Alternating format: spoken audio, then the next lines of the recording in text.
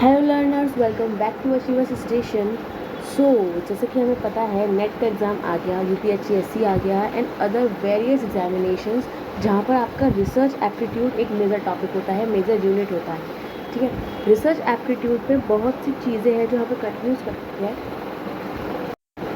जिसमें से types of research एक बहुत मेजर टॉपिक है। इसमें बहुत सी ऐसी रिसर्चेज हैं जो एक जैसी लगती हैं बट वो अलग होती हैं। ऑप्शंस में दोनों ऑप्शन होते हैं, तो हमें कौन सा ऑप्शन क्लिक करना है, क्या करना है, तो उसके लिए we are going to discuss all the types of research, ठीक है, in one page, in this one page. Okay, तो आप चाहें तो इसका आप अपने पास भी इसको शॉर्ट नोट्स बना सकते हैं for a quick revision.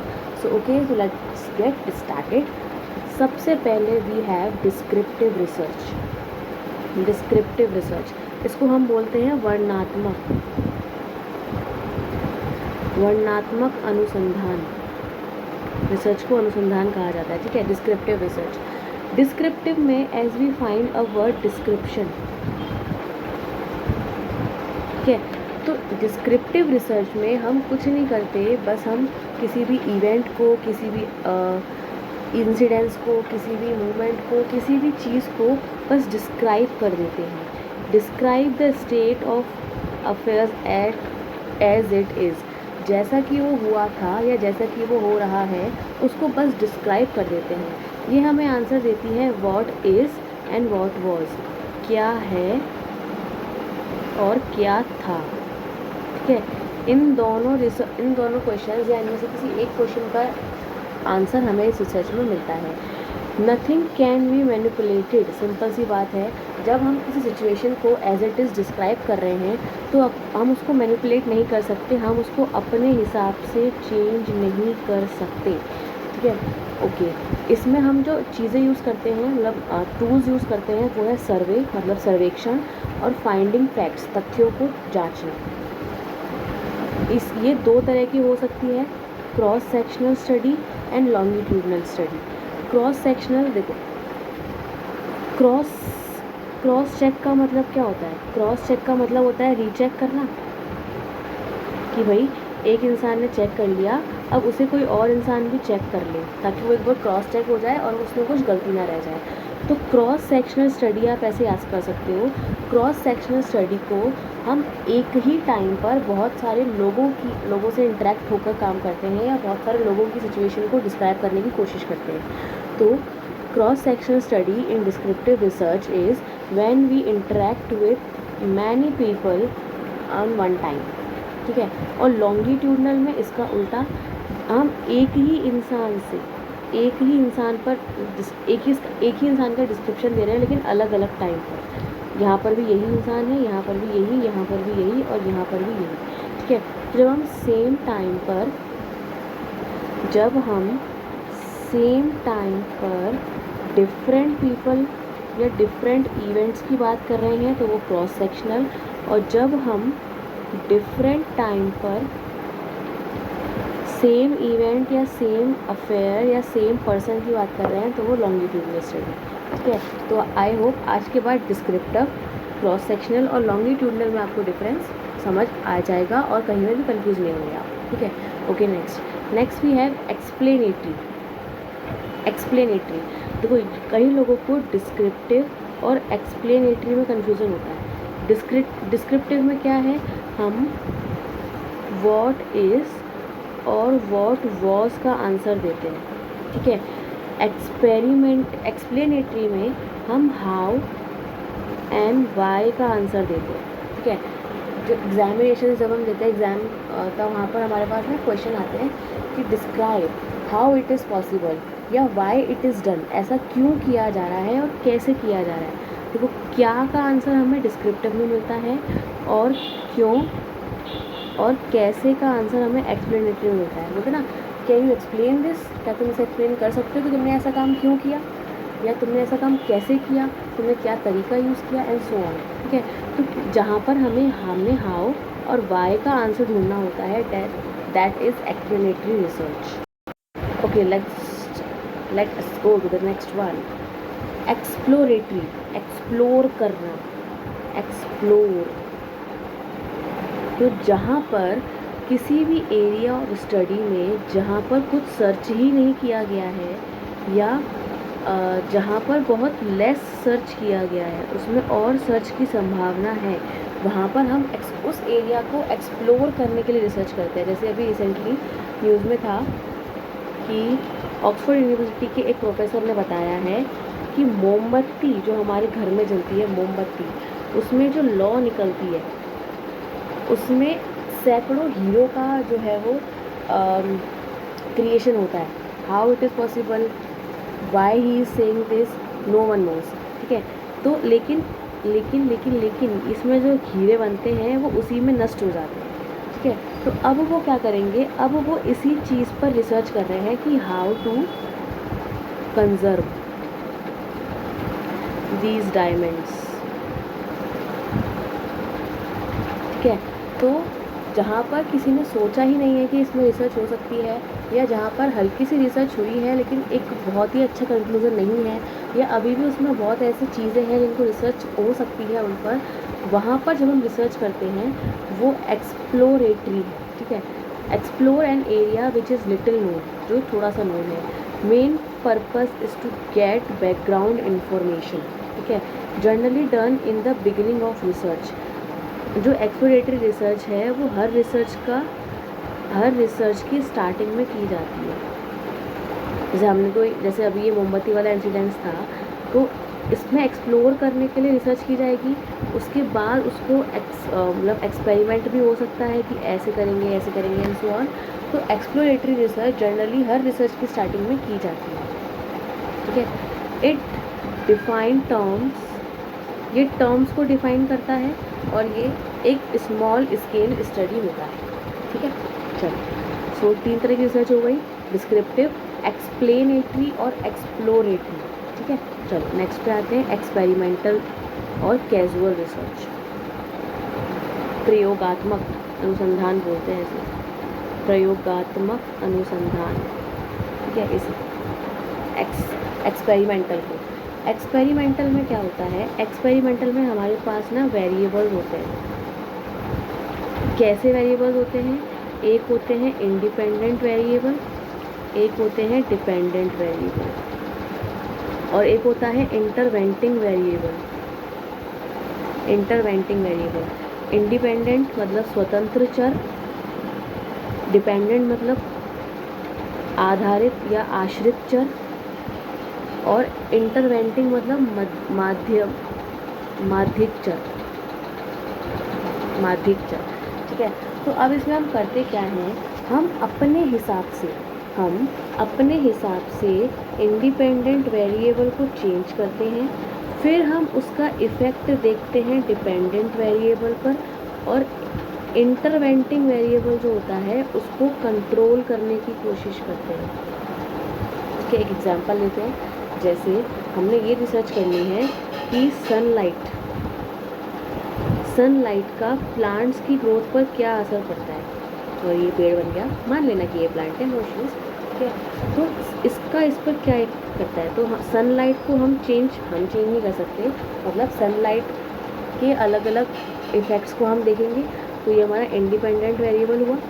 Dependent variable क्या हुआ, ग्रोथ ऑफ प्लांट्स।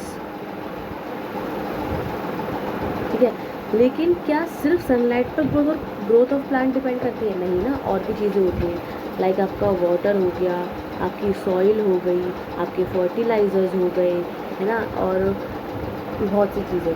तो ये चीज़ें जो इंडिपेंडेंट वेरिएबल के इफ़ेक्ट को इफ़ेक्ट कर सकती है, मतलब हमें सिर्फ इसका इफ़ेक्ट देखना है सनलाइट का, तो हमें इन चीज़ों को कंट्रोल रखना पड़ेगा, सेम देना पड़ेगा कि भाई जितना वाटर हम लो सनलाइट पर दे रहे थे उतना ही वाटर हम हाई सनलाइट पर दे रहे हैं। तो ये हो जाएंगे आपके इंटरवेंटिंग वेरिएबल, और जिसका हम इफ़ेक्ट देखना चाह रहे हैं, जिसको हम चेंज करके देख रहे हैं, वो इंडिपेंडेंट, और जिस पर हम देख रहे हैं इफ़ेक्ट, वो डिपेंडेंट वेरिएबल।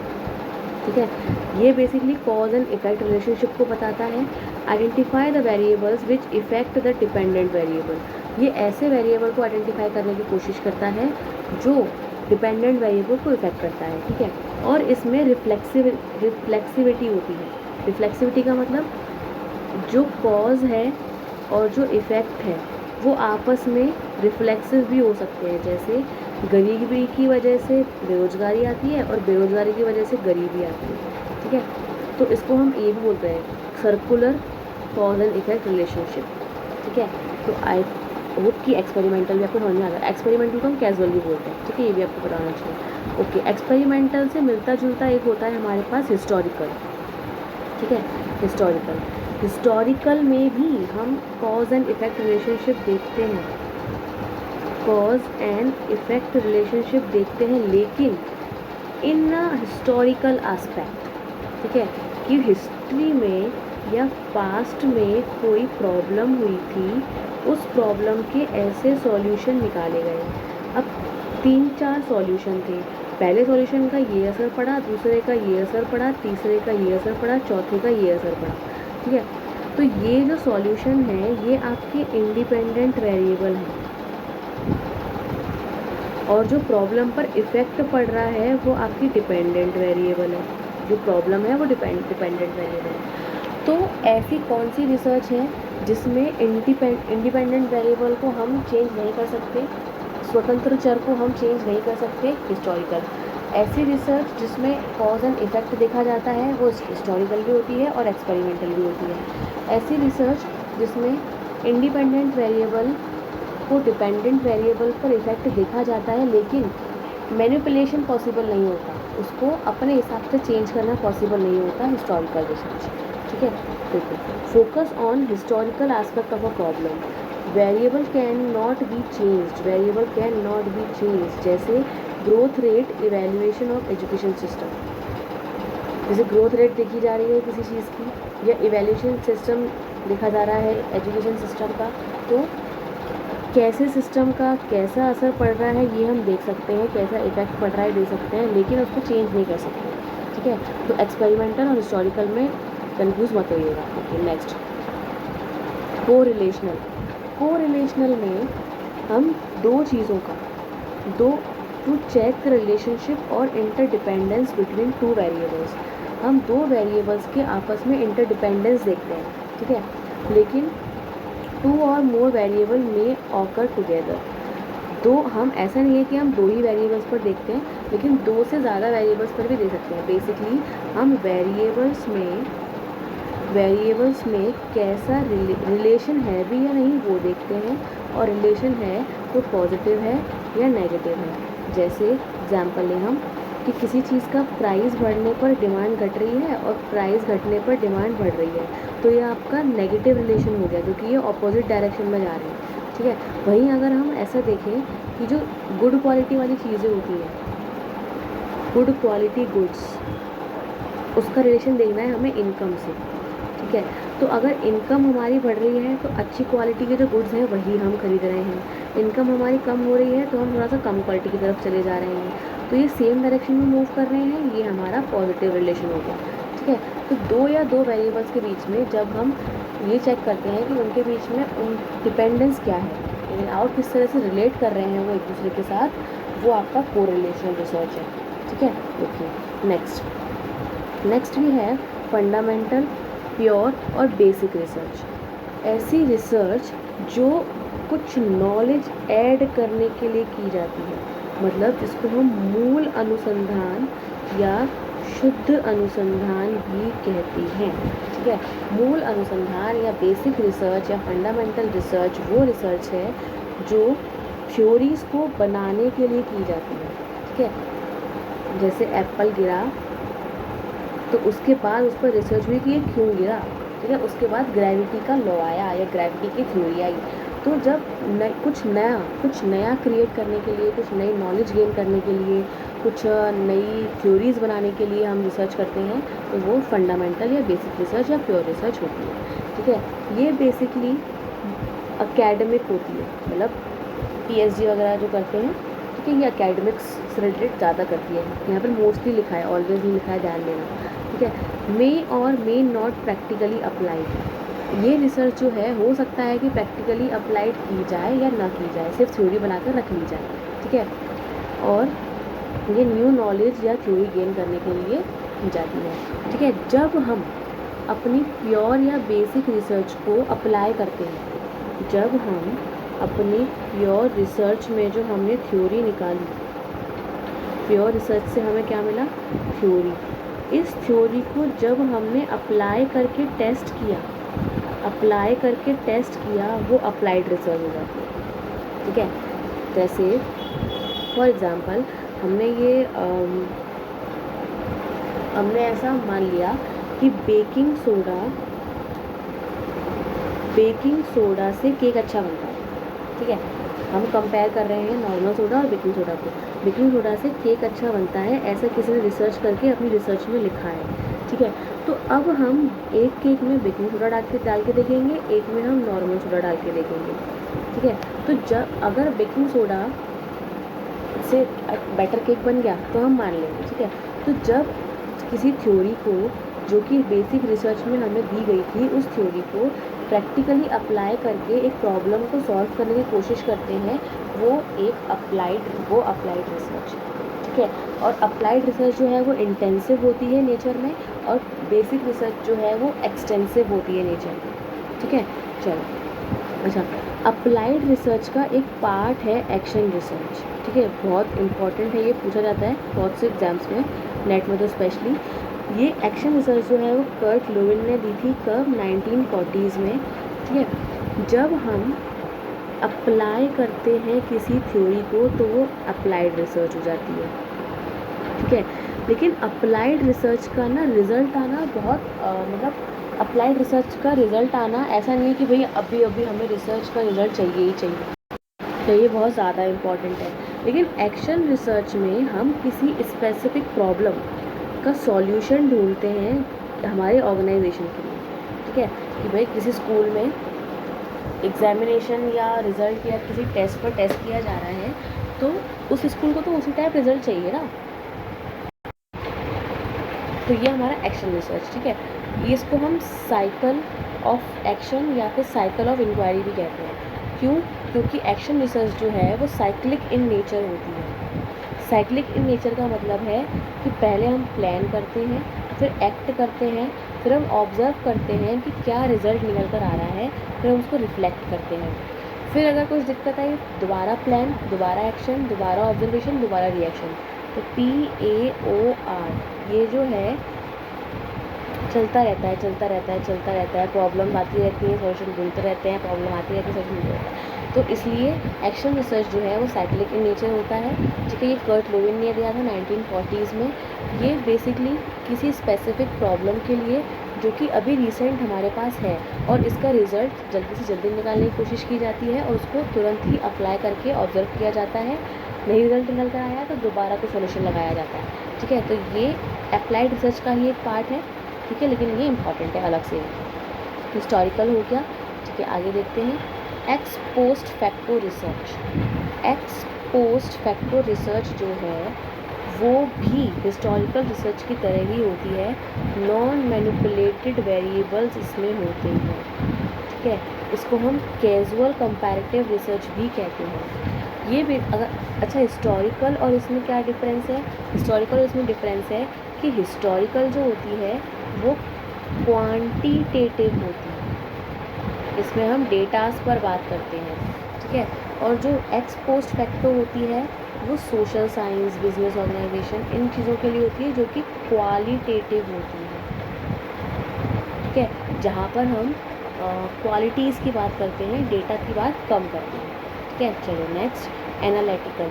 जब हम किसी चीज़ के पॉजिटिव और नेगेटिव पॉइंट्स को निकालना चाहते हैं, क्रिटिसाइज़ करना चाहते हैं। क्रिटिसाइज़ करने का मतलब ये नहीं है कि हम उसके बारे में बुरा ही बोलें, अच्छा भी हो सकता है। ठीक है, ऐसी बात नहीं है। तो एनालिटिकल रिसर्च में जब हम किसी चीज़ को, जो हमारे पास थ्योरी ऑलरेडी दी हुई है, उस थ्योरी की पॉजिटिव और नेगेटिव पॉइंट्स को निकालना चाहते हैं, उस थ्योरी के क्रिटिसाइज़ करना चाहते हैं, क्रिटिकल इवैल्यूएशन देना चाहते हैं, उसको हम एनालिटिकल रिसर्च कहते हैं। ठीक है, attempt for critical evaluation of the topic और मटेरियल। रिसर्चर यूज इंफॉर्मेशन और fact which are already available.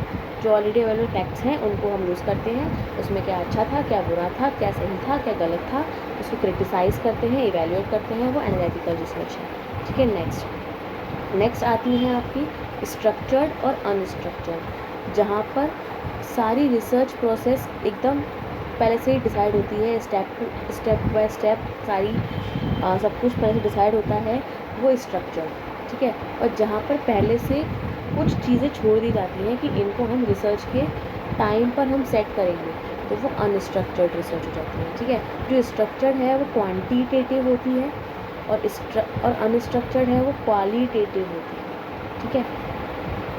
चलो ये देखो, ये जो अनस्ट्रक्चर्ड है वो फ्लेक्सिबल इन ऑल एस्पेक्ट्स होती है, ठीक है। चलो नेक्स्ट पर आते हैं, क्वांटिटेटिव एंड क्वालिटेटिव। अब ये हर जगह आ रहा है ना कि क्वांटिटेटिव क्या, क्वालिटेटिव क्या। क्वांटिटेटिव जो होती है उसमें हम डेटास पर बात करते हैं, नंबर्स पर बात करते हैं, क्वांटिटी पर बात करते हैं, नाम से क्लियर है, ठीक है। और जो क्वालिटेटिव है उसमें हम क्वालिटीज़ पर बात करते हैं, ठीक है। देखो डिडक्टिव इंडक्टिव अभी बात करेंगे तो क्या होता है। आपको यहाँ पर ये ध्यान रखना है, क्वांटिटेटिव जो है वो डिडक्टिव होती है, ठीक है। ये कलेक्ट करती है और एनालाइज करती है डेटा को। ये लीनियर रिसर्च को भी कहा जाता है इसको। अच्छा, इस रिसर्च के करने के बाद हम हाइपोथेसिस को या तो एक्सेप्ट करते हैं या रिजेक्ट करते हैं। हाइपोथेसिस हमारी नल हाइपोथेसिस होती है और अल्टरनेट होती है। तो हम नल को सर्च करते हैं, अगर ये सही है तो एक्सेप्ट, गलत है तो रिजेक्ट। इसके एक्सेप्ट होने पर ये ऑटोमेटिकली रिजेक्ट और इसके रिजेक्ट होने पर ये ऑटोमेटिकली एक्सेप्ट, ठीक है। ओके, नेक्स्ट, डेटा इन न्यूमेरिकल फॉर्म। क्वांटिटेटिव में डेटा न्यूमेरिकल फॉर्म में होता है, associated with post positivist and positivist paradigm. मतलब इसमें पॉजिटिविस्ट और पोस्ट पॉजिटिविस्ट दोनों आ जाते हैं, ठीक है। और ये triangular in nature, triangular does not use in it. Triangular aspects जो हैं वो इसमें यूज़ नहीं किए जाते, ठीक है। क्वालिटेटिव में देख लेते हैं। क्वालिटेटिव हमें वाई एंड वॉट का आंसर देती है, ठीक है। Focus on process more than the product. Result क्या निकल कर आएगा पता नहीं, लेकिन प्रोसेस क्या करनी है वो हमें पता है, ठीक है। सिमिलर टू इंडक्टिव, क्वालिटेटिव जो है वो इंडक्टिव होती है और ऊपर क्या था, क्वांटिटेटिव जो है वो डिडक्टिव होती है, ठीक है। ये ट्रायंगुलर इसमें यूज़ होता है और यूजुअली स्मॉल सैंपल लिए जाते हैं इसमें, क्योंकि इसमें स्ट्रक्चर्ड डेटा नहीं, स्ट्रक्चर्ड प्रोसेस नहीं होती, हमें बीच में फ्लेक्सिबिलिटी रखनी पड़ती है, इसलिए स्मॉल सैंपल साइज इसमें लेते हैं, ठीक है। Okay, next is conceptual and empirical. Conceptual जो है वो कंसेप्ट क्लियर करने के लिए, मतलब जनरली जो थिंकर्स होते हैं और जो फिलोसोफर्स होते हैं वो कंसेप्चुअल रिसर्च करते हैं, टू डेवलप न्यू कंसेप्ट और आइडिया और री इंटरप्रेट द एग्जिस्टिंग। जो एग्जिस्टिंग आइडियाज़ हैं उनको दोबारा से देखने के लिए या नए आइडियाज़ क्रिएट करने के लिए, डेवलप करने के लिए जो थिंकर्स हैं और जो फिलोसोफर्स हैं वो इस कंसेप्चुअल को यूज़ करते हैं, ठीक है। एम्पेरिकल क्या है, एम्पेरिकल नॉलेज गेन करने के लिए to be direct indirect observation के थ्रू। जब एम्पेरिकल में हम ऑब्जर्वेशन करते हैं, ऑब्जर्वेशन और ऑब्जर्वेशन के थ्रू हम डिसाइड करते हैं कि हमारी जो हाइपोथेसिस थी वो सही थी या नहीं थी, ठीक है। चलो अब दो इम्पॉर्टेंट बचती हैं, बहुत ज़्यादा इम्पॉर्टेंट है, इंडक्टिव एंड डिडक्टिव, ठीक है।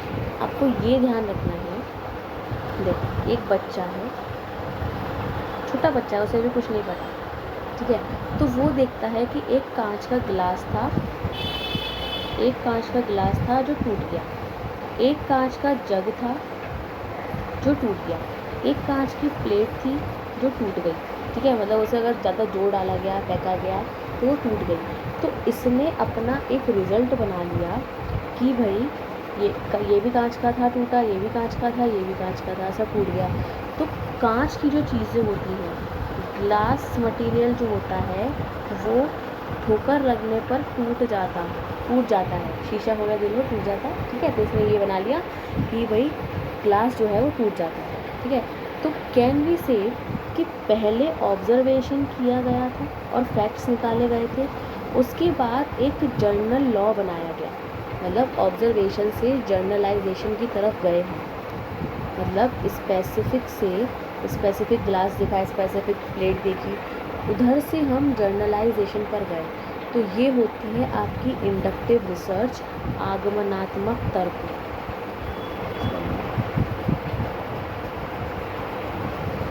आगमनात्मक अनुसंधान। ठीक है, इसका उल्टा क्या है, जैसे हम कोई बड़ा इंसान है, ठीक है, उसको तो पता है कांच की चीज़ें टूटती हैं, लेकिन उसको चेक करना है कि ऐसा होता है कि नहीं होता है, तो वो पहले गिलास तोड़ कर देखेगा, टूट गया, जग तोड़ कर देखेगा, टूट गया, प्लेट तोड़ कर देखेगी, टूट गई। तो इसके पास पहले से ही एक थ्योरी थी, पहले से ही एक जनरल थ्योरी थी, उसके बाद उसने अलग अलग चीज़ों पर स्पेसिफिकली अप्लाई करके देखा। ठीक है, ये होती है डिडक्टिव, निगमनात्मक।